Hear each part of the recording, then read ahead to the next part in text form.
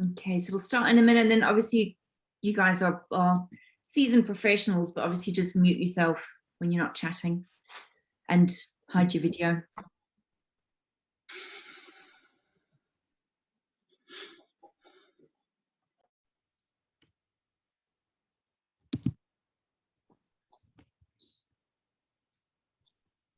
Okay, it is 1 o'clock, so we're going to kick off. And a very warm welcome to everyone. I am Nicola Probyn. I'm the co-founder and director of the Africa Scotland Business Network. Thank you so much for joining us today. This is our 4th event in the Energy Technology series. And today we'll be unpacking hydrogen and wind energy. And we have an absolutely amazing lineup of panelists. The reason behind doing this series of events was really to unlock opportunities for our members and wider community. And to date, we've seen that in the past 3 events, some incredible opportunities arise in the energy sector. And with it being the largest shared economy between Africa and Scotland, we really hope that you're going to get some terrific value from today. I wanted to, before we hand over to the panelists and to Claire Mack, who is the CEO of Scottish Renewables and is kindly moderating the event today, I just wanted to let you know around the next event, which is next week, Thursday, same time, same place. And it's around speed networking opportunities. And this is really for anyone who wants to take making connections in the energy sector to the next level. So if you haven't already registered, I would encourage you to. And lastly, before I hand over, because we have so much to discuss today, if you haven't connected with the network, with ASBN, we would love to hear from you. We are a dynamic and growing business network connecting Africa and Scotland, and you can reach us on hello@africascotland.network. That's all from me. Enjoy today. Thanks again for being here, and over to you, Claire. Thank you so much, Nicola, and really, really great to be here again to help moderate one of these sessions, and this time obviously talking about hydrogen and wind energy. My name's Claire Mack. I'm Chief Executive of Scottish Renewables, so we are the trade association in Scotland for the renewable energy industry, and we represent about 260 organisations across the whole suite of different renewable energy technologies, of which hydrogen is now very much fast growing in terms of its all of the focus in terms of policy and potential use cases here in Scotland. So we're thinking particularly about onshore wind, and now largely moving more into the offshore space too. Wind has been the backbone of Scotland's renewable energy system so far. We've done a really great job in terms of decarbonising electricity, and we've got 2 other big jobs to come. One is transport and the other is heat, and the conversation is just growing and growing around about the role of hydrogen within that, within those 2 stories there. Both governments, both UK government and Scottish government, very interested in hydrogen and are devising hydrogen strategies. We've had some action planning coming from the Scottish government and awaiting some quite soon from UK government around what the role of hydrogen is, but also very aware that we're seeing a really big global push for hydrogen, no less. If you look at what's been going on around the Olympics in Japan, they've been really pushing hydrogen for transport there, and of course are looking to become take that kind of world leadership role in terms of hydrogen production. And of course, the technology that runs alongside it, of course, hydrogen fuel cells and obviously transport too.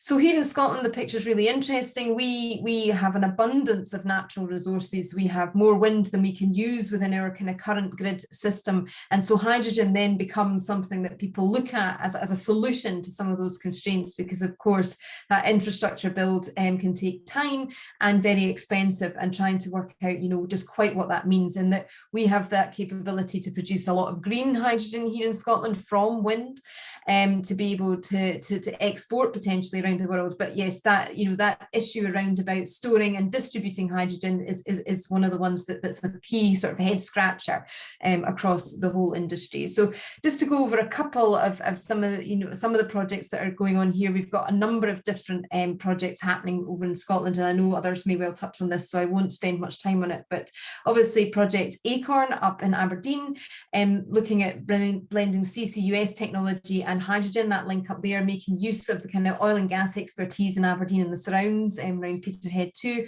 with an industrial decarbonisation focus.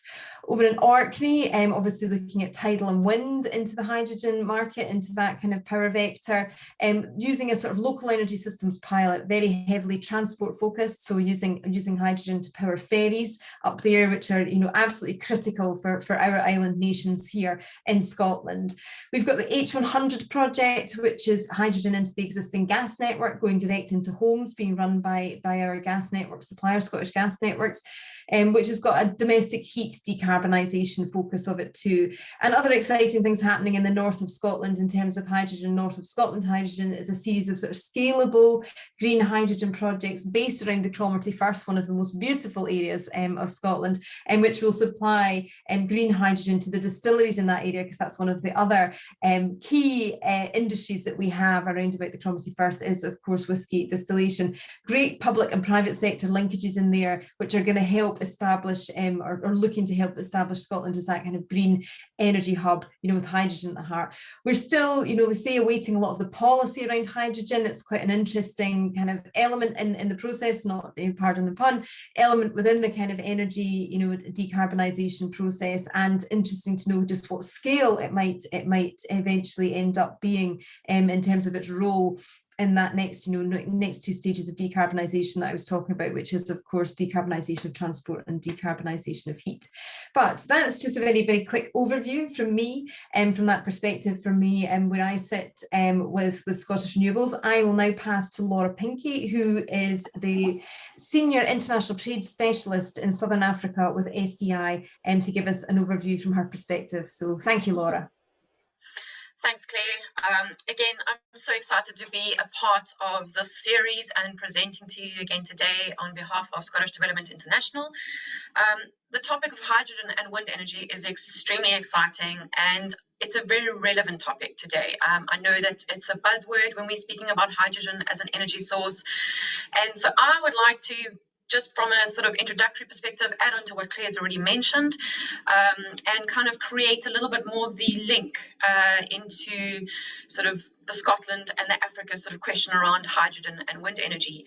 I've used the slide on the screen, which just kind of, you know, is a little bit more of a brand aspect. And I think it's important for people to just see that from, if I could say, both sides of the ocean. Scottish Development International, along with Scottish Enterprise, have sort of developed a brand around capability statements within the energy sector as well as other sectors. And the key word there is really about thinking Scottish. So think Scotland when you're thinking about capabilities in the energy space. And I think that this slide for me really just captures the concept around hydrogen really well, because it's about utilizing the Earth's most abundant elements. And if you're thinking about Africa, wind and solar are some of our biggest sort of energy materials, raw materials, and they're free. And I don't think we use them enough. I'm going to show some stats in a bit of the later slides, but I think it's really important that we use the sort of capabilities and the basis of how Scotland has transitioned from a traditional mining and oil and gas rich country, and still is, of course, but thinking about the energy transition and the net zero sort of policy, and moving into that space going forward. And as you see at the bottom of that slide, right now Scotland is pioneering over 20 hydrogen projects, many of which are world firsts in terms of delivering sustainable solutions for a greener future. So speaking to that energy transition. If we move to the next slide. So again, a little bit more of a visual one, but Claire's already mentioned the fact that renewables makes up a huge component of the Scottish sort of energy system, and as of last year, renewables contributed 97% of the energy source in the country itself. So I think that they missed their target of 100%, which would have been ideal. But you can see that an energy transition is something that's very realistic for a country that has traditionally been focused on sort of the fossil fuel sector and now moving into energy transition. And some of the pictures on the slide, I just wanted to mention, Claire has already spoken about some of those, but the H100 project, which is about powering 300 homes with 100% of hydrogen power. And the interesting concept there is that it's the link between hydrogen and wind. And I think for me that's what's really interesting, that when you look at the H100 project, it's really the embodiment of the clean energy sort of combination. So taking the emergence of wind power as a large-scale source of clean energy then becomes a key part of the hydrogen growth puzzle, and it provides a scale that's necessary to generate large amounts of clean power needed for electrolysis, which of course is the process that creates hydrogen. When powered by renewable energy, generation and burning of hydrogen produces no carbon, and then that leads to being the most effective, scalable way of providing heating while fighting climate change. So it's a clean energy combination that could put Scotland and, of course, the UK on track to hit their net zero targets by 2045 and 2050.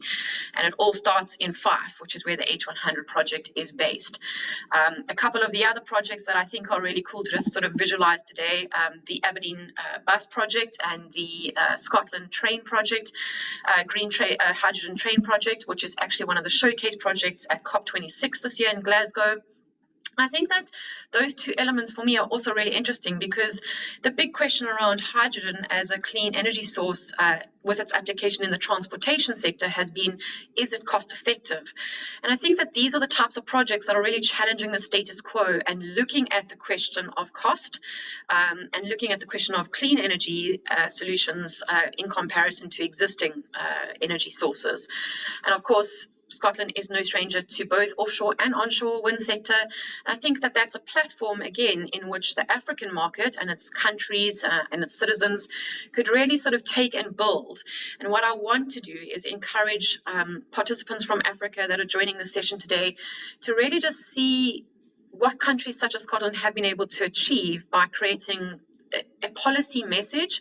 Yes, there's still a long road to go on the policy perspective, but what we want to see is countries leapfrogging by using technology. So Africa really has that opportunity by partnering with countries such as Scotland to say, we can adapt and adopt technologies that other countries have looked at, policies that other countries have looked at, and partnerships with academia, with private sector, with government, and with sort of the skills and capabilities space to really be able to adopt technologies and be able to leapfrog the opportunities.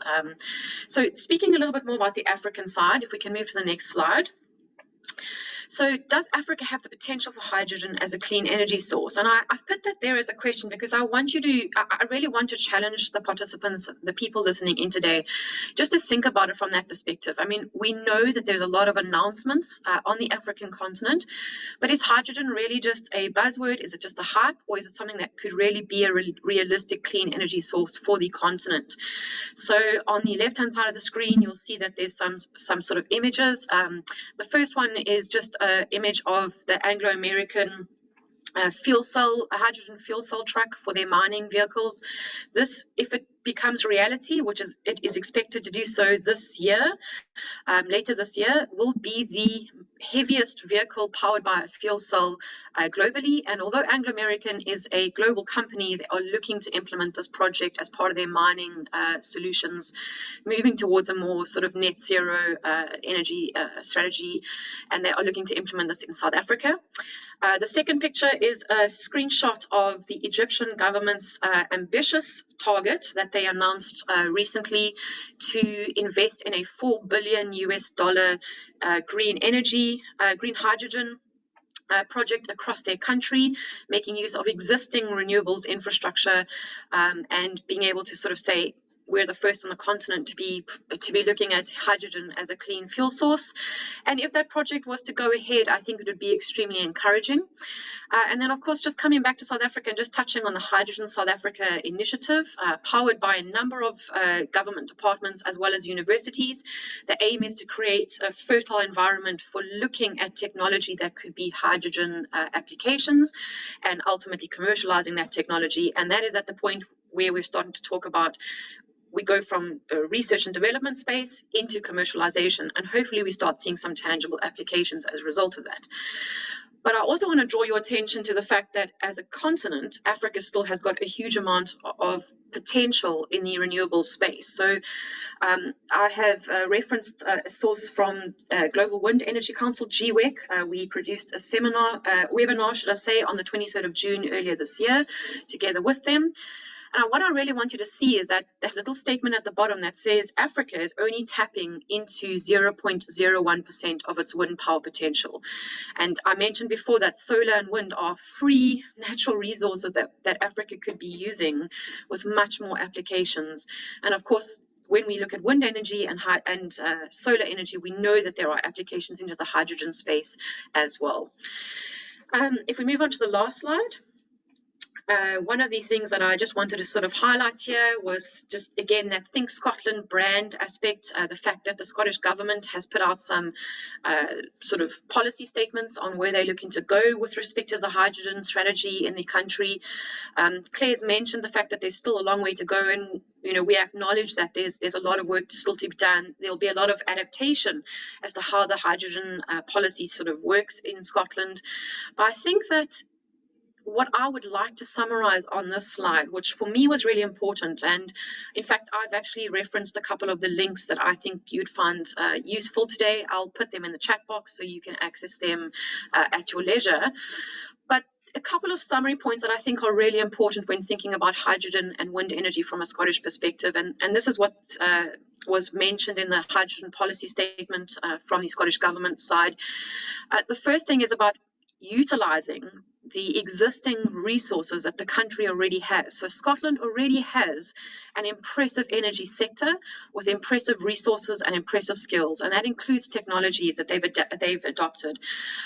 We see incredible applications being utilized, both from technologies that we use to address solutions in the oil and gas space, being used in aquaculture today, in the renewables space for offshore wind farms, and even the subsea sector adopting and adapting technologies to be able to address solutions in other sectors. And I think that that policy statement for me is so important, that it's not just about abandoning what has been the backbone of the Scottish economy, or a sort of a really important aspect of the Scottish economy. It's about taking that expertise and adapting it. And I think that that's something that Africa can really learn from. Countries can really build on that sort of that transition. We know that Africa has got some really strong oil and gas countries, and I'm really excited to be able to see how Scottish companies, the Scottish government, research and development institutions, and industry organisations, chambers of commerce and business networks can really partner and come alongside their counterparts on the African continent going forward. Again, as I've mentioned, I'm going to put the links to those reports and websites that I've indicated at the bottom of the slide, but there were 4 there that I really just think are some important questions that the countries, people, citizens, governments on the African continent should be thinking about when they think hydrogen and wind energy. And just reiterating the point that from a Scottish Development International perspective, we're based here, we have a presence on the continent, and we are looking forward to working together with you to be able to grow our partnerships, grow our capabilities, and grow economies and access to energy for everyone. So I'm going to leave it there. Claire, I'm going to hand it back to you, and yeah, looking forward to chatting to everyone in the Q&A. Thanks. Perfect. Thank you so much, Laura. What a great overview, and great to get a bit more details on those projects. And a brilliant stat there, obviously, on the potential opportunity in Africa because of the potential for expansion of wind energy over there, and very much something we're thinking about here too in Scotland, just with new leasing rounds coming in terms of offshore wind, which what potential is there out there for using the mighty power that is offshore wind to be able to drive growth in our kind of green hydrogen industry. We are now going to go into a quick poll. We want to engage with you. It's really good to see everybody coming up through the chat, and great to see where everybody's coming from, all over the world, which is phenomenal. It's really good to see that. So we've now got a series of poll questions, 4 questions. I think in my polls tab is certainly where I found them, but please do start to have a look at those and give us your views. Looking forward to seeing some of your votes coming through. But obviously, first and foremost, the question is, do you think offshore wind is a reality for Africa, and why do you think it's underdeveloped across African shores? So again, bouncing off of that stat that Laura gave us there as part of her presentation, and a number of different options in there. for you to pick from. Obviously, I have another question up there which says, do you think Africa should be learning more proactively from Scotland's advanced hydrogen economy? As again, I think Laura has touched on this certainly as part of her presentation. So good to hear how you view this, particularly obviously if you're sitting in any of the African countries as well. Would be very, very useful to hear what your thoughts are there. And of course, in a little bit more just talking about the conference format itself. We'll keep these polls open, I believe, as we go through. So which kind of format would you like to see this Energy Tech event series take moving forward into 2022? It's wonderful, this new virtual technology has been amazing in terms of being able to help us to connect internationally. It really has helped that, and not just from a carbon footprint point of view, it just helps us to be able to link in more people than we've ever been able to. So great to hear your thoughts on that. And then a nice question at the end on COP27 about it coming back to Africa, and would you like to be part of any kind of business collective similar to Net Zero in Scotland, which can help encourage governments and leaders to prioritise clean energy across the continent of Africa? Again, some multiple choices in there, and starting to see some really positive stuff coming through from that, overwhelmingly yes, which is great. Again, this is why being able to connect in ways like this through networks like the Africa Scotland Business Network really, really helpful, because it does help us to create more influence in those kind of spaces as well. So I'll leave that just for another moment or two, just to have a look at, I think only about half of us have voted now, and get a bit more thoughts coming through from there. So interesting kind of reactions, obviously, to the first question, which are starting to kind of rebalance a little bit now, just around about the proactivity of African governments to pick up on renewable trends. People would like to see a bit more of that, and certainly Africa having the expertise but not the investment required to make renewable solutions possible, and hopefully that will grow over time. It certainly is an ambition of COP26, isn't it, that we'll start to really, really develop that global investment market for renewables and other kind of low carbon initiatives and products that go forward. So yep, sitting almost kind of level with that too, is the routes to market for renewable energy investors must be simplified. So a little bit around just the institutions and infrastructure, I guess, there, if you call it that, the policy infrastructure to help develop renewable energy markets across Africa. And yeah, and a strong message there too on question number 2 around learning from each other. Really good for countries who have well-developed industries to help those. And that's, from us, from a Scottish renewables perspective, we very much see that as Scotland leading the world. We have taken a first mover place in terms of development of renewable energy, as Laura mentioned, now powering nearly all of our electricity demand, not quite, but nearly all of our electricity demand from renewables, and starting to make really great headway in terms of policy for heat, and moving forward into transport, as well as this industrial decarbonisation. And hydrogen, a really big part, I think, of that industrial decarbonisation story. I hope you got that from the examples that both Laura and I were talking about earlier. So leaving the poll there, it's probably time for us to move on, because we've got some great speakers who are going to come and give us the benefit of their knowledge. Our first speaker up, who I'd like to introduce, is Bill Ireland, who is CEO from Logan Energy, who are working on integrated energy systems, providing a kind of full service approach, including design and manufacture, all the way through to operations and maintenance, all very, very important as part of those kind of socioeconomic benefits associated with the rollout of renewables, and not least hydrogen and wind energy. So Bill, really pleased to welcome you to the stage. Please do give us your presentation. Thank you. Thank you very much. Thanks for the introduction. I was only allowed 3 slides. I could probably talk for about 3 hours on this, but my background is very much around energy, holistic design in the building industry, then into infrastructure, and then into sort of combined cooling, heat and power schemes, and then on to hydrogen renewables. This first slide here really highlights sort of where we are, really looking at a top right hand corner: wind, sunshine with solar panels, marine energy coming in from the sea, potentially from tidal and from wave power, and this is actually one of the projects that I'll show you. I think it's the last slide. What we do around hydrogen, I think we're unique in the world.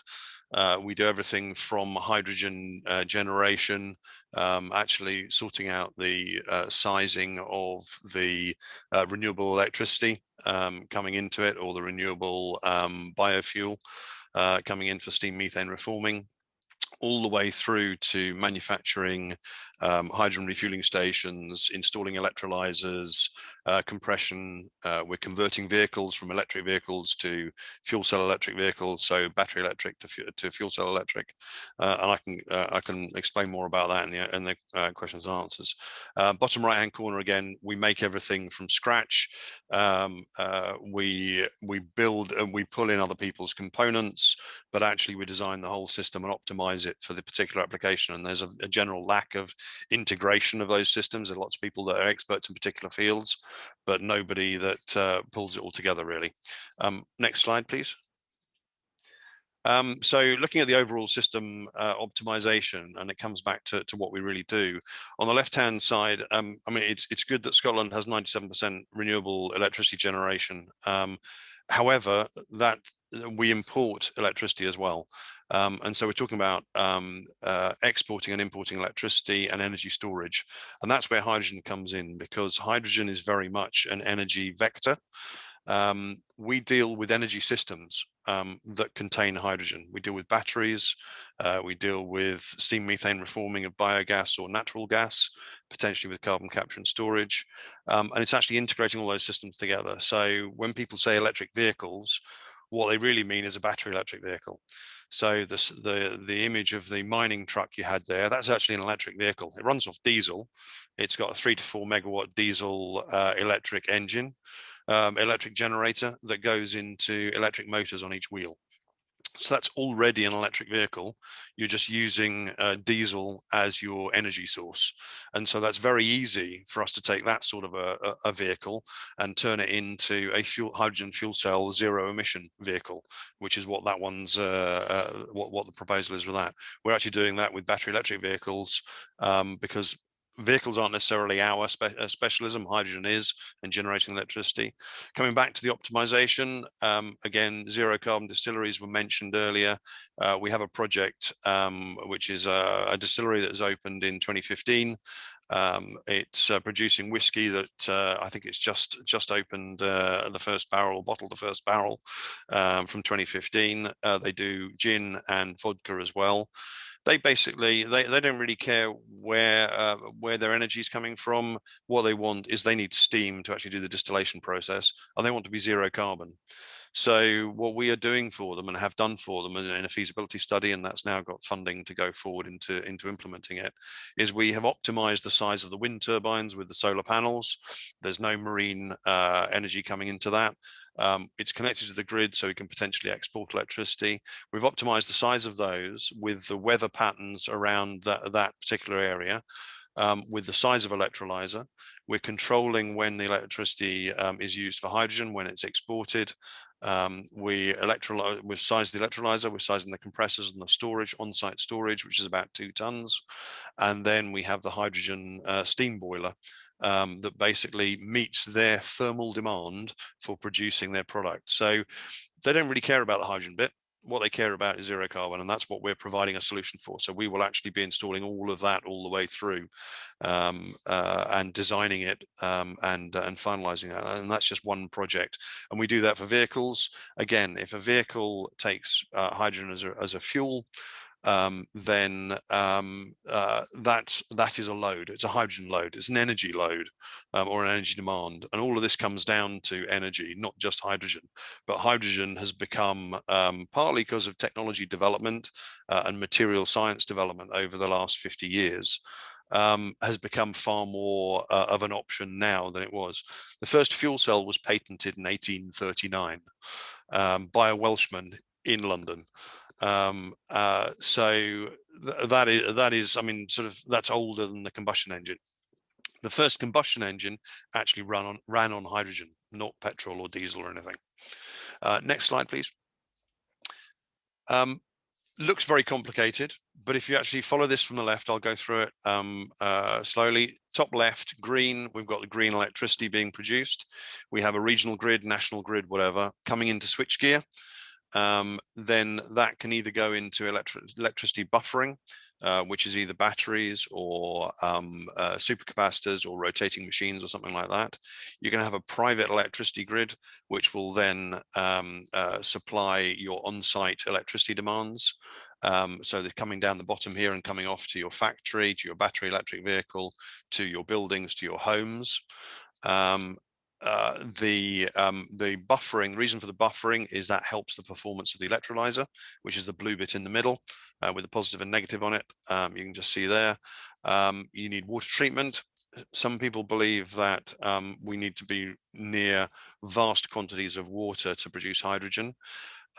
You can, from a cubic meter of water, you can produce 100 kilos of hydrogen, and 100 kilos of hydrogen in a car will drive you 10,000 kilometers. So 1 cubic meter of water, 10,000 kilometers. So you don't need a massive amount of water. What you do need is clean water. So what we are also doing a project in Tenerife, where we are taking seawater, purifying it, putting it into electrolyzers and producing hydrogen for vehicles we're also converting. So you've basically got wind and solar electricity helping to clean up the water, produce the hydrogen, put it into vehicles, and you have a completely zero carbon whole process there. Then you can also, as I mentioned, hydrogen as a vector. You can compress it and store it. You can put the hydrogen back into, if you look at the top here, back into a fuel cell at the top, and that will produce electricity coming back into your electricity buffering, and you can then provide electricity back onto your private wire or export it to the grid. The issue about that is it shifts your renewable electricity in time as well as into different uses. The other aspect coming over here is then you can use hydrogen refueling stations to then put into fuel cell electric vehicles. Personally, I think particularly in somewhere like the UK, probably not so much in Africa because the distances are generally longer, but for shorter distances, battery electric vehicles will be the answer.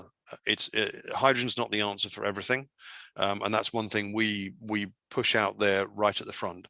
But where you have large energy users, such as the mining truck, or a vessel, or a train, or 24-hour operation of vehicles, or whatever it may be, hydrogen is the answer for energy storage because you can refuel very quickly in a vehicle in less than 5 minutes. We're doing a project in Northern Ireland that is 25 buses. They need filling overnight. We can fill them quite easily overnight and they're ready to go the next day. That's their requirement. That unit will actually do about 650 kilos of hydrogen overnight.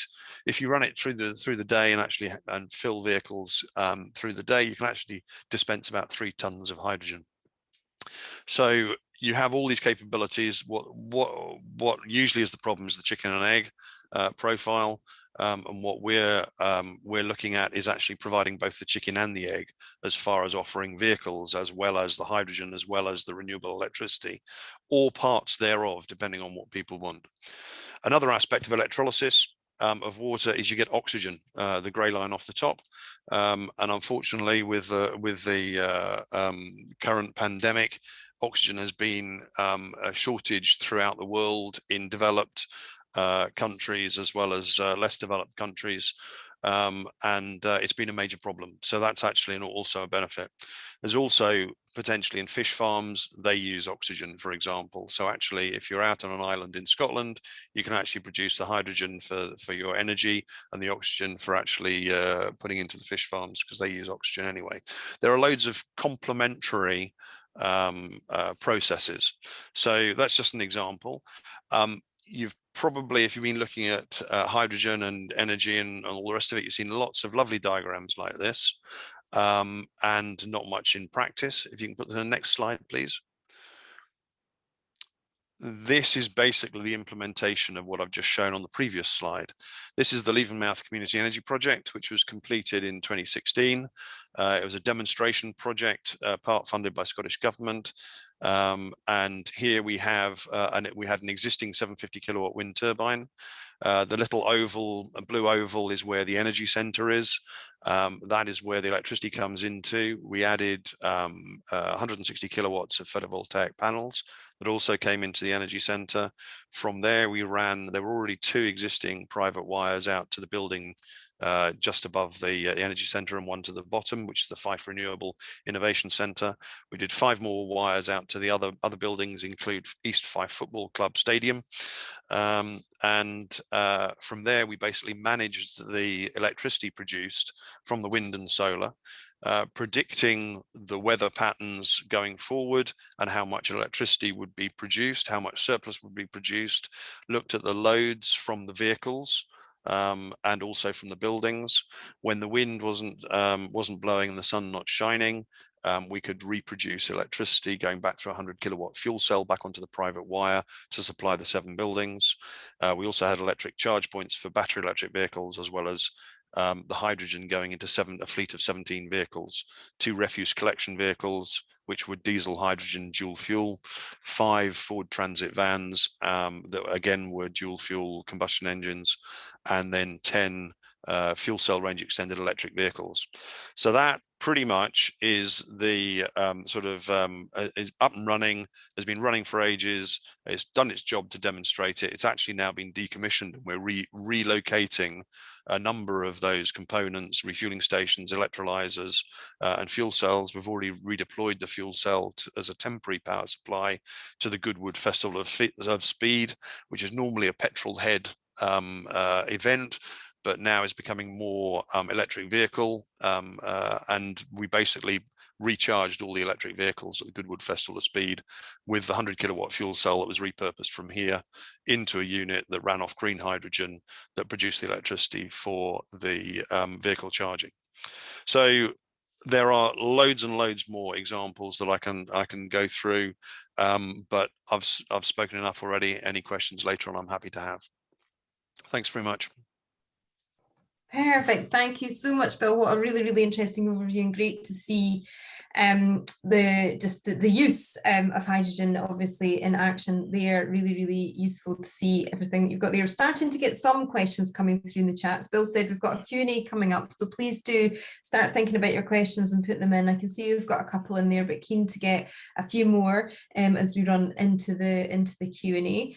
So we've got another couple of speakers coming up. My next speaker is Bruce Hutchin, who is the CEO of NCF Assets, technology developer, who are looking at a particularly interesting waste to energy solution. So Bruce, please do take the stage and give us your presentation. Thank you. Thank you, Claire. That's very, very good of you. And thank you, Bill. That's very interesting in terms of the green electricity and producing hydrogen. What my background is more from a chemical approach to producing hydrogen and fuels and other products.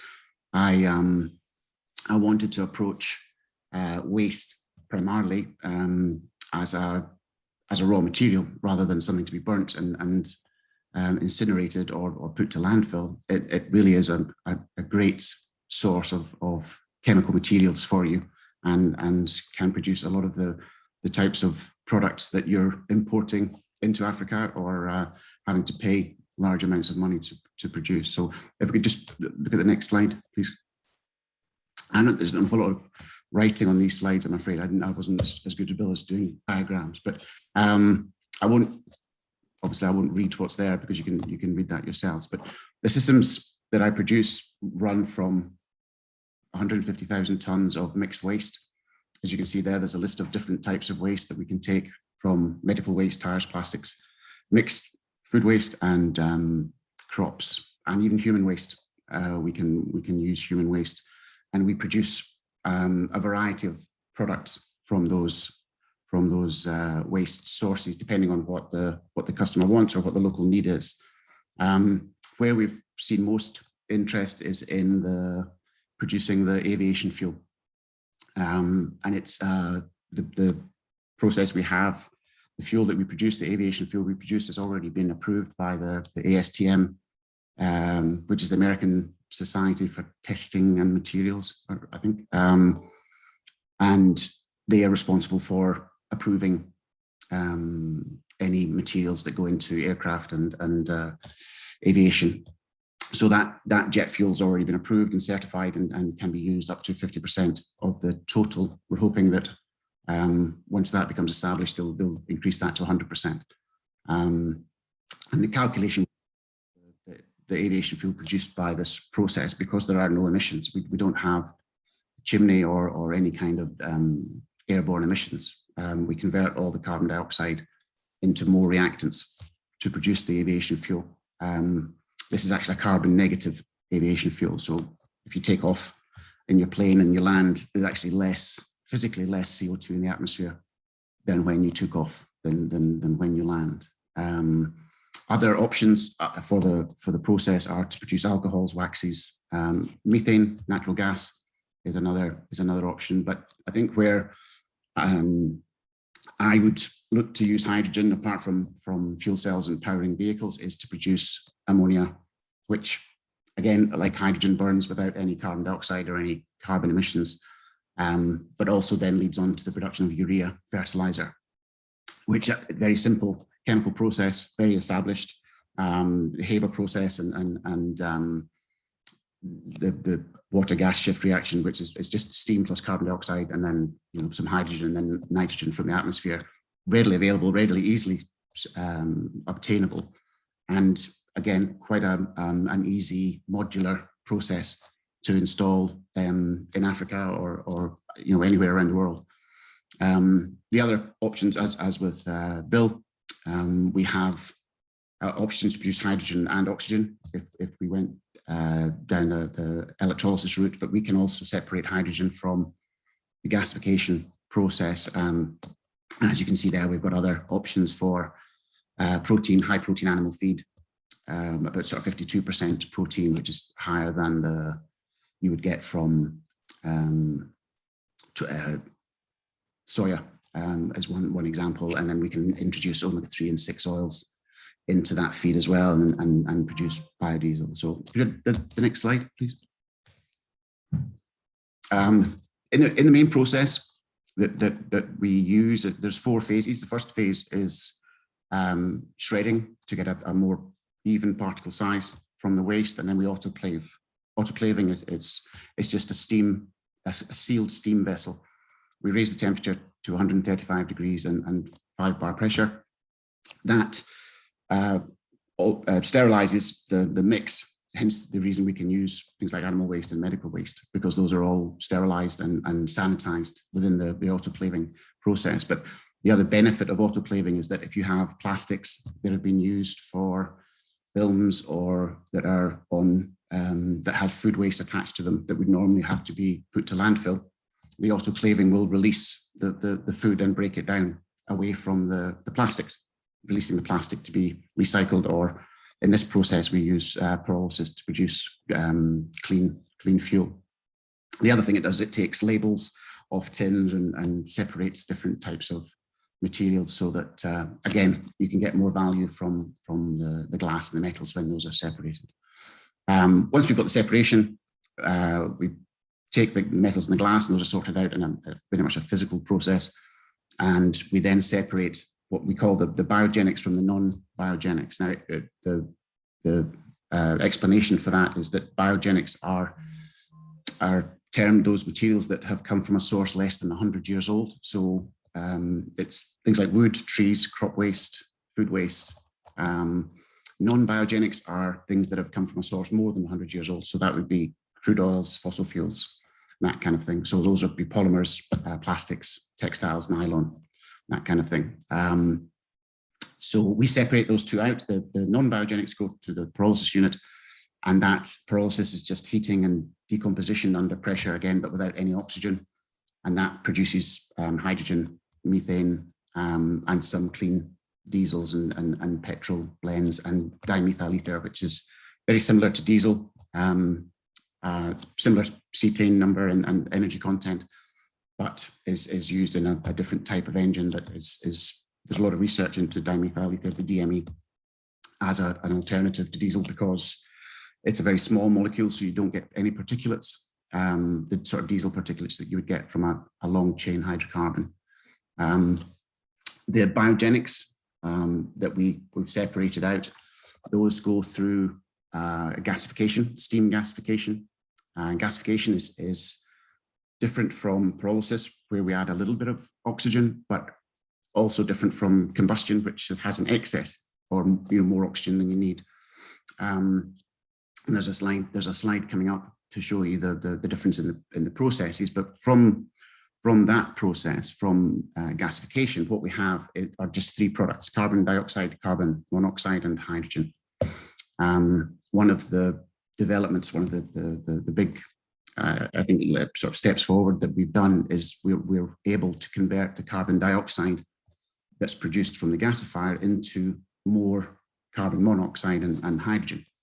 And that means that we don't need to separate the carbon dioxide or vent that to a chimney or do carbon capture and storage, that kind of thing. We just make more of the raw materials that we need for the Fischer-Tropsch reactor, which is the 4th stage. And that's what produces for the customer either the diesel, petrol, or aviation fuel, or a blend of all 3, depending on what they want. And that can also, if we change the conditions and the running temperatures, we can produce waxes and as I say, resins and various other things, or alcohols, if there's a local market for that. The differences there, you can see there's a lot of benefits to not incinerating. We don't tend to get the sulfates, sulfides, dioxins, and furans that you would get from incineration. Also, landfill, as you know, can produce leachates into the water courses and into the environment. So we don't get any of that. And we can take a very wide selection of raw material types and then blend those together. I mean, this is very much a chemical process, and I really want to get people away from thinking of waste as a problem. This isn't an energy kind of a fire or a burning thing. This is a chemical process. It's like an oil refinery or a petrol refinery that instead of crude oil, we've just got this mixed waste. So we have the next slide. This is one of the small gasifiers. You can see that they are quite modular. They're not massive things. This would produce about 2 megawatts of electricity. If all the syngas, the synthetic gas is called the syngas that comes off, that's the carbon dioxide, the carbon monoxide, and hydrogen. That's flammable. It's not as flammable as natural gas, probably about 1/3 of the energy content, but it will run a diesel engine or some type of old ship's engine. So you can produce electricity, and as I say, something of that size, we produce between 1 and 2 megawatts per hour, using about 2 tons per hour of waste, of organic waste. The next slide again, please. So this is effectively, I know it looks a bit chemistry and high school, but effectively all it's saying is that the boxes in the middle are what you're starting with. That's the waste broken down into their elements. So you've got carbon, hydrogen, nitrogen, sulfur, and oxygen, and those form different molecules and chains and rings and various things inside the waste. To the right is what happens if you incinerate with excess oxygen. So you've got your carbon dioxide, your water, your nitrous oxide, sulfur oxides, and some of the spare oxygen that's still left over from the air. And then on the right, we just have those 3 products: carbon monoxide, the hydrogen, and the carbon dioxide. So the next slide. Again, this is another view of the gasification. Because we're at 1300 degrees, we don't have any of the harmful dioxin or furan emissions that you would normally get from incineration, which is at 600 to 800 degrees. We don't get any of the, as I say, the sulfates, the nitrates, the things that cause acid rain. We don't have problems with heavy metals and ash coming out of the chimney. And we really do produce and reuse an awful lot of the energy that's inherent within the waste. It really is a great material and a great feedstock to work with. And there are endless possibilities that we can that we're beginning to see just how useful these things can be. Can we get the next slide?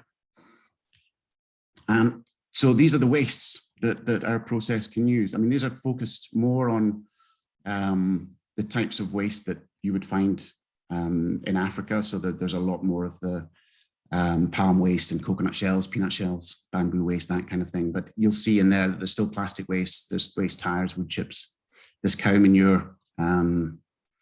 Paper mill waste is really just bits of plastic and you know, stuff you would find on cardboard and packaging, that kind of thing. And then the RDF just means, for those that don't come from within the waste industry, mixed waste. When you take out the inorganics, the metals and the glass and the ceramics, and package up the organic bits that are left, it produces RDF, which is a refuse-derived fuel. So those briquettes effectively go to an incinerator or a cement plant, and those would be incinerated. And as I say, I think my message is, you know, please don't incinerate this. It's so much easier and better for the environment and better for profit to find a chemical way to treat these materials. So sorry, I went on a bit. Thank you, Claire. Thank you for your time. Oh, thank you so much, Bruce. Really, really interesting, particularly that last slide, and absolutely hear your message there. Our final speaker of today's panel is Joe Dean, who is Vice Chair of the South African Renewable Energy Council. So really pleased to hear from you, Joe. So please do take the stage and give us your presentation. Thank you.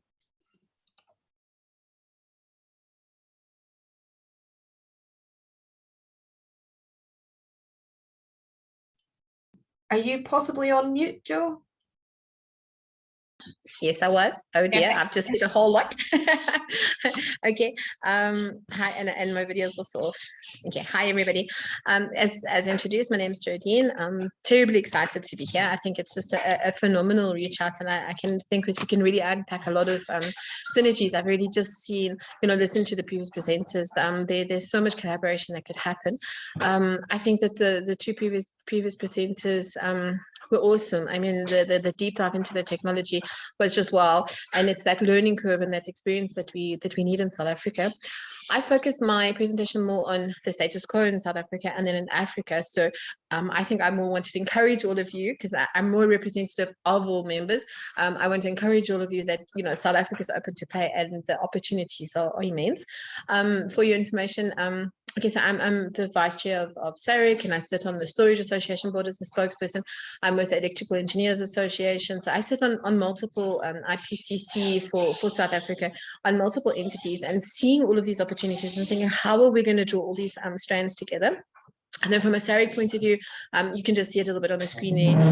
The objective of SARIC is really to promote renewable energy in the sector, and we've opened it more to alternative energy, because there's a lot of other elements that need to be included, but we're really the umbrella body to all the other industry associations. So you have a specific PV association, you have a specific wind one, but there's a common denominator that's needed between all of us. And when talking to government and engaging, you need that unique voice that's representative of everybody, so that there isn't this challenge that because in South Africa, we still have this like fight between the technologies. So you have, this is all mine and I don't want you here, you know. So SARIC tries to be that, like the mom, you know, when you're giving the kids the food at night and you've got to check the cooling glasses are all full. Well, that's what SARIC's doing. We're just checking that everybody gets evenly represented and that we have this collegiality and this allegiance. So that's basically SARIC. But the rest, I'm sure Claire will be sharing these and we can go, you can read through, you know, what we profess to be. So on hydrogen and wind energy, it was interesting that you chose that topic and put the two together, because we have what you call the South African Renewable Energy Master Plan, and it's on the platform of the Department of Trade and Industry, and we're looking at unpacking where all the technologies would fit in, because there's a big focus on local content, there's a big focus on industrialization, but there's also the focus on moving away from our integrated resource plan, which is this is the energy mix and sort of everybody into these little tunnels. And it's to say that there's a second conversation, and the first conversation is the supply of energy to South Africa, but the second conversation is how do we grow the economy of South Africa? Where are we going to move? And obviously hydrogen is the high road. So we have a low road, a medium road. A low road would be just giving the energy like it should be. The medium road is unpacking a little bit of PV wind and, you know, all of the other things. And the high road is ambitious. It's saying, let's be the maker for the hydrogen. So I'll start with the hydrogen. I would have liked to put a bit of PV, because the wind and the PV sort of go together.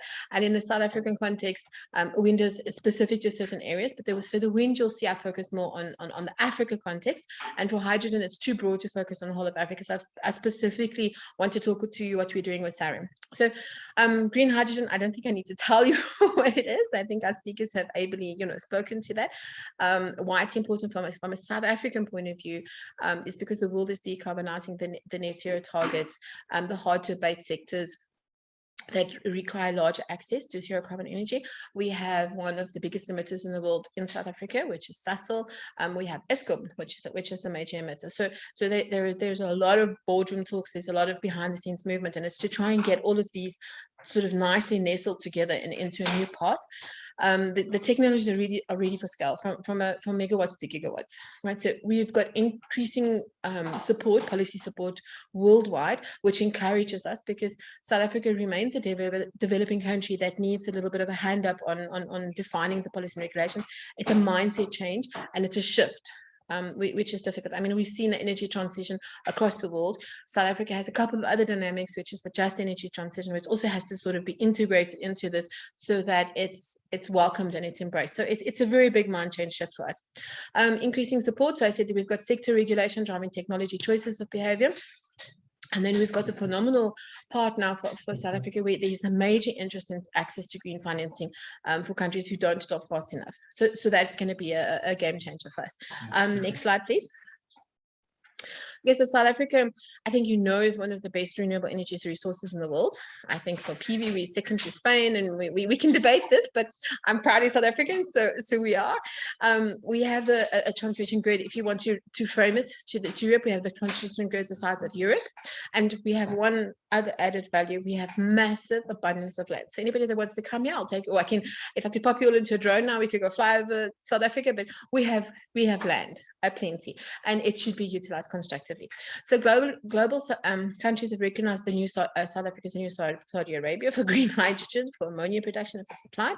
Australia and Chile have already done their very ambitious green hydrogen strategies. We've seen it, and with South Africa we firmly believe within the Sarah Mantle as the potential to become the major producer and exporter of the 21st century oil, inverted commas, for low carbon industrial development. 10% of the world market could be produced. Right, and we've established revenues of USD 150 billion, half of South Africa's annual GDP. So it's a massive. You remember when I said to you that path that we see, the low road, the middle road, and the high road. So this could be the watershed game-changing moment, but only if we get the right enabling conditions. So there are some challenges. So one of that is we have the access to large-scale renewable energy. That's easy. We've proved it. You've seen our auctions. We've got the wind farms. We've got the RIPPs. We've got the PV farms. So we know that we can do that. That's solved. And then the access to land. Next slide, please. So hydrogen and the wind energy and the green niches, from an export point of view, you saw recently our ports are in trouble. I think this week you've seen the ports in trouble. We've got force majeure declared after this, the militant actions and the strikes. But it's because the ports are marginal, and this would establish a green port network in South Africa. So we've got Richards Bay, we've got Kruger, we've got Saldanha, and then we've got the newer one, which is the Buchabay. So this would unlock participation from other sectors that are also state-owned in a sense that need a hand up, right? And establish green hydrogen industrial infrastructure. So you remember I mentioned our biggest emitter, which is Sasol. So this is deemed to be for Sekunda in the Sasolburg area. So we've got the export products, green ammonia, fertilization production, and then there's a very big drive to convert that fuel to what we would call the green aviation fuel. So you've got people like Lufthansa and those that would party to this as the off-takers, because we've got the European off-takers to actually green that. It's called Wings to Wings to World. And it's a project that so that's a sustainable aviation fuel. Then obviously the methane. From a domestic point of view, Sasol decarbonation at Sasol and Sugar is very, very important. The other discussion that we have is the Eskom repurposing. So we've got, I think there's 5. We've got the 5 big power stations that need to decommission by 2025, and then a trajectory. Now, there's been so many bids in, and no one's capped this market yet, is that when they decommission the power stations, how are we going to repurpose them, and what are we going to repurpose them for? And this is where the industrialization concepts come with the renewable energy, with biomass projects to be at certain areas. So in the Sekunda area, there's massive amount of biomass that can be reutilized to replace the coal in the gasification process for now, and then escalate that up, and then electrolyzers and gigafactories. And like one of the power stations has been deemed to be the new industrial development zone for storage manufacturing.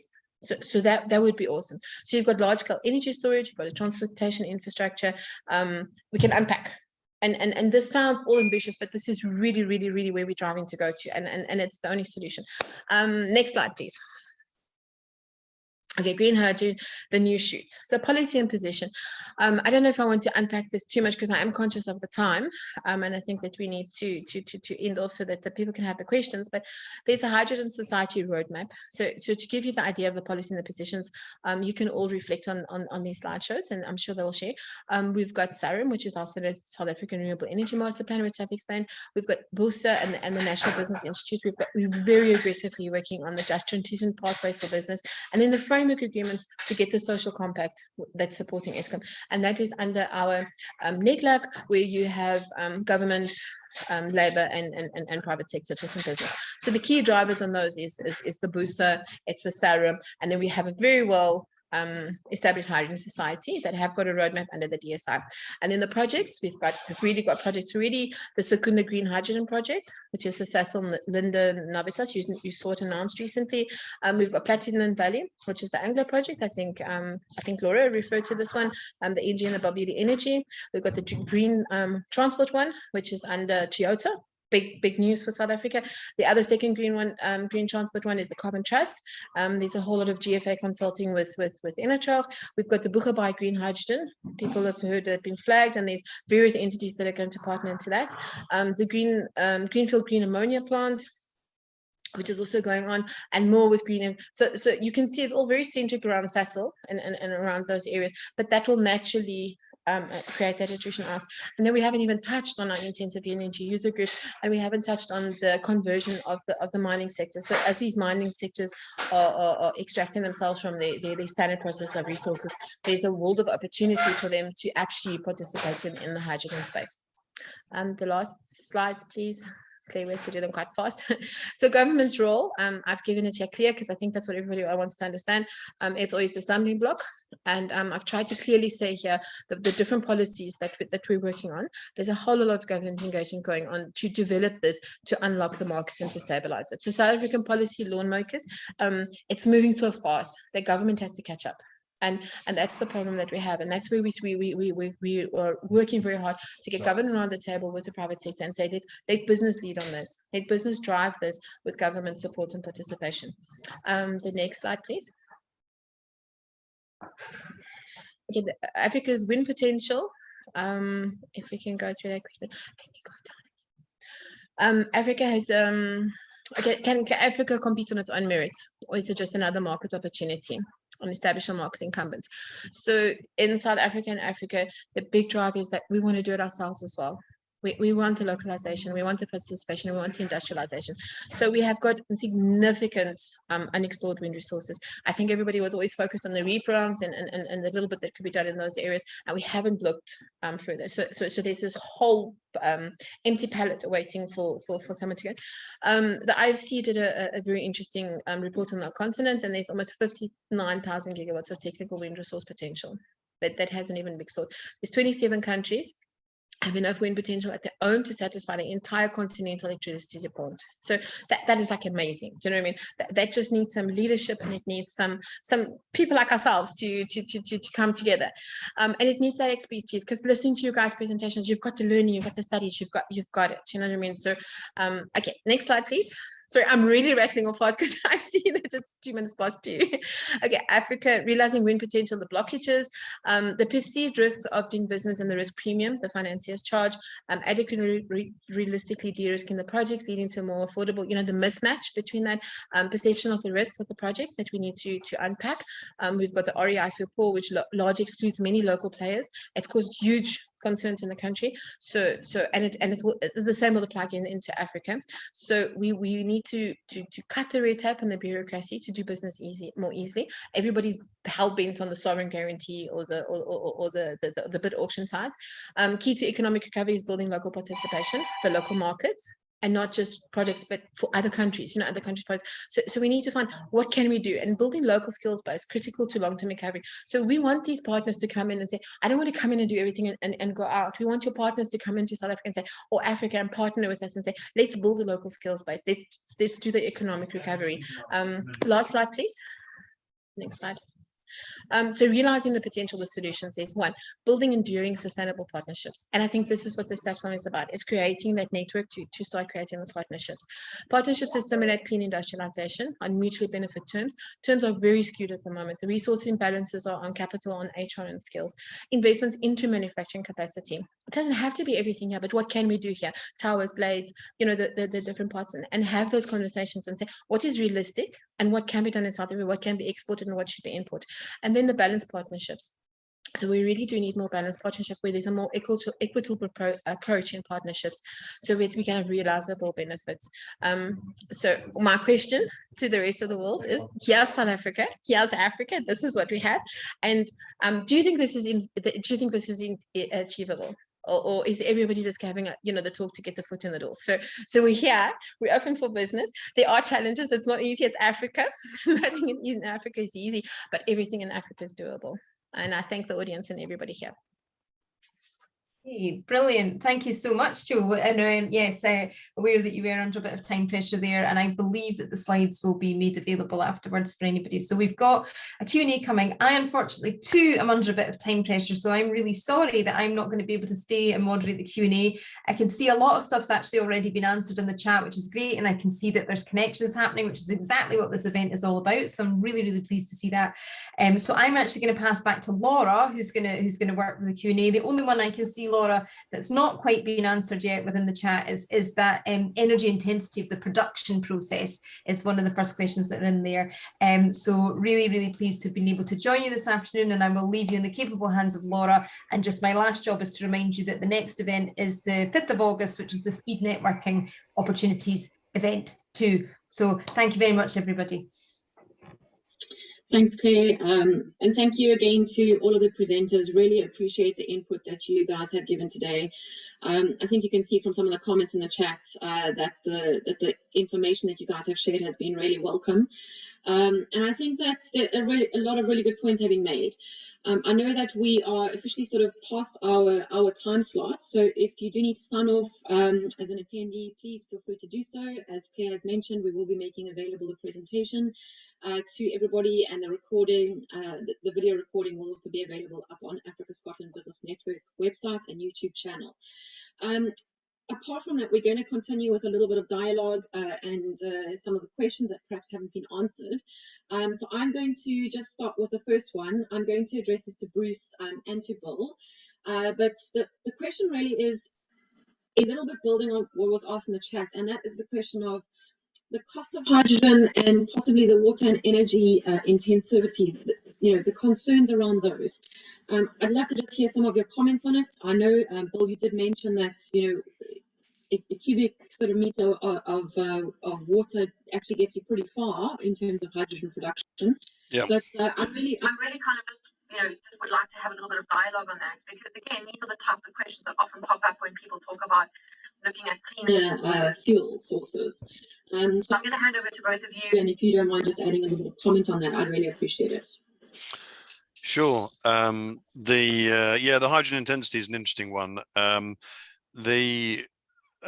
the moment, what we do is we take natural resources, whether they be trees, other bioproducts, fossil fuels that have been made over the years or over a period of time, or something like that, and we're not actually making them ourselves. They're other organisms are making them.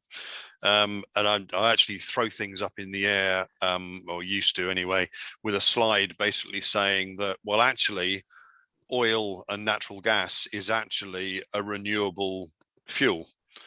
It's just the time scale, because actually oil and gas comes from biomass, comes from dead animals, dead plants, which comes from energy from the sun, and it's been compressed over millions and millions of years. You then get down to short rotation coppice willow, which is an energy crop, which has a 3-year life cycle where you actually do 3-year crop rotation, and you harvest it after 3 years. You then have sort of winter, you have hydropower. So when it rains, usually more in the winter than in the summer, so there's an annual storage. And what we're really doing with hydrogen and with batteries and with other synthetic fuels is actually storing solar energy, which comes from either direct solar radiation or from heating up the air to create the weather patterns, which creates the wind. And storing that energy. That's all we're doing with hydrogen. So that's what's happened with fossil fuels. That's what's happened with Bruce's products, which are waste. And I think I said about 15, 20 years ago, why are we calling it waste? It's a natural resource.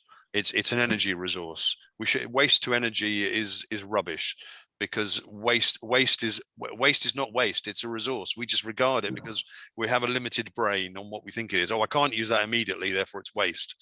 And that's completely wrong. It's a resource, and we should be using everything. We should think much more carefully about everything we do in that sort of respect. And so the energy efficiency of hydrogen production is, well, actually the sun's free, the wind's free. All we're doing is capturing that, turning it into electricity, and then turning it into a fuel that we can then use in multiple different applications. It can be a chemical feedstock. It can be a source of cooking your barbecue, your braai. I've had a hot dog cooked on a hydrogen barbecue. You can use it in loads of different applications. You can regenerate electricity, which is actually quite an efficient way of doing it. But actually, if you're generating electricity to move a vehicle along, you can't put a wind turbine on top of your car, or a massive bit of solar panel on top of your car to drive it along. You have to have that as a stationary element and do whatever. I'll hand over to Bruce because I've spoken too much. No, just very interesting. Yeah, again, I obviously I agree wholeheartedly with what Bill's saying. All we're doing, with our systems and converting sun energy into electricity or into to hydrogen, biofuels, that kind of thing, we're just moving energy around. I mean, a diesel engine just converts stored chemical energy into mechanical and kinetic energy, and that, and heat and sound and various other types of energy. So really all we're doing is taking that stored energy that people have given little or no value to, and turning it into something that does have value, and that's used as either, as I say, in one of the best things that we can do with hydrogen is to produce fertilizer, and through ammonia. It's an extremely simple process. The nitrogen, or ammonia is NH3, and then we can take carbon dioxide, convert that to carbon monoxide and hydrogen, which then goes into with nitrogen from the air, it goes into the ammonia, which then produces, and the carbon dioxide from that is used to produce the urea, which forms the pellets for your for fields and growing. And the more crops you grow, the more carbon dioxide you absorb, and the lower these greenhouse gases get. So I mean, I take Bill's point about it. Theoretically, it's a renewable fuel, fossil fuels and everything else, but it's not part of today's carbon cycle. Like what we have water cycles and nitrogen cycles and various other things. And what we're doing is we're adding more and more previously captive or stored carbon and putting it into today's cycle. And we've got to stop doing that. And it's repurposing, what people call waste, and I would just say is a chemical soup, and reusing and minimizing what you do use. You're being much more efficient about what we do use. The difficulty with hydrogen has always been energy density, and that's the great thing about fossil fuels, the hydrocarbons from diesel and petrol, is that in terms of energy per litre or per volume, that they're extremely high in energy, and that's why they're so useful. The one drawback, if you like, of hydrogen is that you've got to really compress it down to try and get 1 kilo of hydrogen has the same energy as 5 litres of fuel. It takes up 5 times the space, in your car or vehicle. So that's the issue. But I'm sure it's the same with Bill, but our process is self-sustaining. It doesn't take energy to produce all this hydrogen that we produce. So there's not an out other than the energy that's gone in from the sun. And maybe I've got one question in the chat I want to ask, but I also wanted to just kind of sort of, I think it came through, but One of the things that I think is really important when we speak about the concept of hydrogen and renewables options across both looking at capabilities and South Africa and the rest of the continent of Africa, I think that, you know, the question of skills transfer and capabilities in terms of education and training is obviously really important. So what I'm going to do is ask you in sort of one sentence, if you can kind of just indicate or use an example of how skills and training has been really important for your businesses. And possibly, yeah, just as I said, a very short sort of summary. And then I've got one more question before we sort of wrap up with that, with the session.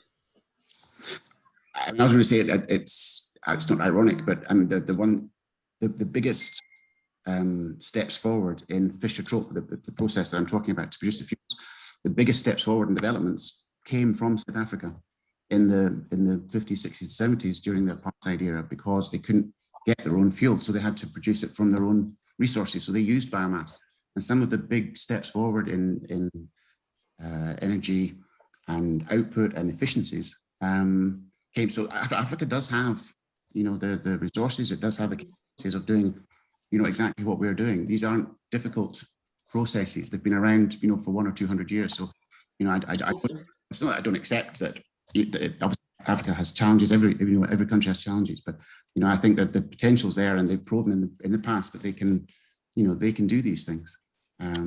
It's about opportunity and encouragement, I think, more than anything else. Yeah, I mean, from my point of view, I mean, we have skill shortages here. It's we reskill people. We don't expect, if we take somebody on, we don't expect them to have experience in hydrogen.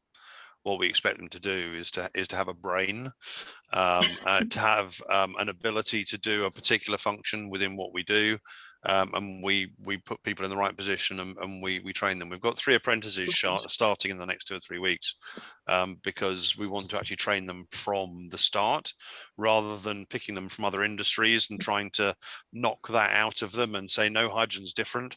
So we're trying to do that ourselves, and we're trying to set up a hydrogen center of excellence where we can train people on all aspects of hydrogen. But it's awesome. At the end of the day, I say to the guys and girls, there's only pipes and wires. What are you worrying about? Yeah. In fact, I think, you know, Africa's got advantages that you don't have the baggage, you know, we have about technologies that we've grown accustomed to and that we like you know, guzzling cars and all the rest of it. You know, from one point of view, it's starting from a clean slate. So blank canvas, absolutely. You don't have the preconceived ideas and the, you know, the industries with the protected and, you know. Well, it's also it's a bit like the telephone rollout that actually jumping straight from not having much sort of hardwired telephone exchange and wiring straight to mobile. And you just cut out a whole block of wasted money, time, effort, and years, what have you, and you go straight to something that's cheaper to get out there. And one of the big problems we have in Scotland, particularly, is we've got the wrong kind of grid. We've got a grid instead of a ring type grid. So small renewable generators like ourselves that produce 1 or 2 or 3 megawatts, it's almost impossible to get onto the grid now, because it's not designed for that reverse generation. It's designed to take electricity and give it to, obviously, you know, to put it in. So again, you're starting from a situation where you don't have a grid, or you have a modern grid that is built on ring. That's actually a really interesting point. And I know that's speaking about grid rather than sort of pipeline infrastructure, but one of the questions we had in the chat was from Graham Roper. And the question was, could hydrogen replace natural gas to be piped to homes using the same pipes and equipment or the same infrastructure? So, I mean, there are projects like the H100 Project in Fife, which are about using the existing infrastructure, the natural gas piped infrastructure, and now looking at pumping hydrogen as a fuel source into those homes. But I don't know, Bruce or Bill, if you want to add anything onto that. Yeah. Again, sorry, Bill. Our legacy is holding us back. We've got ironwork and old iron pipes that leak hydrogen. They're designed to take methane, which is a much bigger molecule. Hydrogen just gets through all the gaps in the pipe. So we've got to convert to plastic pipes first before we can start using hydrogen. And if you've got no pipes, you'll go straight to plastic. Yeah, it's a good point. Our issue really is one of chemistry rather than intent. So. And if you actually look back at it in the 60s, we actually had a hydrogen network, which was the national gas grid. In the 70s, it was converted to natural gas, not syngas. Syngas was 55% hydrogen. So we were distributing it through that. We had different systems. It's been designed differently now. Yeah, absolutely right. Yeah, but the thing is that because we have an existing network, even though particular pipes may be plastic, they are different types of plastic to different standards that met the standards for natural gas, but don't necessarily work with hydrogen. So the H100 project is actually going to put in new pipe work, but it's going to be new pipe work using existing materials to see whether it works. It will work in the old system, but basically it's to isolate it from that. And there are quite a few studies done on it, and 95% of the equipment can potentially be reused for hydrogen, but the amount of work you need to do to change that 5 or 10% is extensive. If you go straight to the hydrogen route, then you're laughing. And sort of what we did at the Leavenmouth project can be done in a container. You can have a distributed energy system that's autonomous. You can have a local wind and solar panel or array or whatever. You can put that in with a battery, an electrolyzer, a fuel cell, a control system, and you have a hydrogen refueling point for vehicles. You have an electricity storage system for your village, whatever it is, in the middle of nowhere, and you don't need any overhead power lines going to it. And this is where I'm sort of saying distributed energy systems is a bit like going to mobile phones. You don't have wires connecting it. You just plonk it in the middle of wherever, and as long as you've got some natural resource, i.e. wind, solar, stream, whatever it may be, you can have a power system. Yeah. I mean, I think the days of central power stations are finished. Hopefully the days of central incinerators are finished. Transporting electricity over long distances and fuel to central point just doesn't make any sense. You take it to being used and where the waste is being produced. I mean, small modular, like I say, the size of the unit that we're working with there is 2 megawatts. That's 2 tons an hour. You're talking about a really small village, or not even a village size, can run that themselves. Awesome. Well, guys, thank you so much for that. Of course, it goes without saying that although we've coupled sort of the conversation around hydrogen and wind energy today, it's about linking Scotland's competency to Africa's opportunity. It definitely is not the case that wind energy is the only sort of link to hydrogen. As we've spoken about, there are a number of other sort of sources. We use the term waste, but Bruce obviously also presented on the fact that they use a number of different input materials, solar, of course, as well. So I hope that sort of answered your question. But again, it was also about looking at the topic of today's session and looking at the competencies from Scotland's perspective and how that links to Africa. I think that's really that wraps up today's discussion. If you have questions that you may want to ask us, please, of course, get in touch. You'll see the contact details on the screen in front of you now.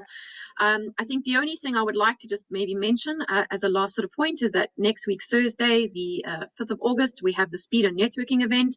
And the point of these series is to make valuable connections. I know there's been some conversations in the chat today, but if you have a company or someone that has reached out to you that you would like to have a bit more of a one-on-one with, please reach out to Africa Scotland Business Network or to Scottish Development International, and we will happily facilitate those one-on-ones. We want to see meaningful partnerships as a result of this series, and hopefully conversations that carry on long after this has ended.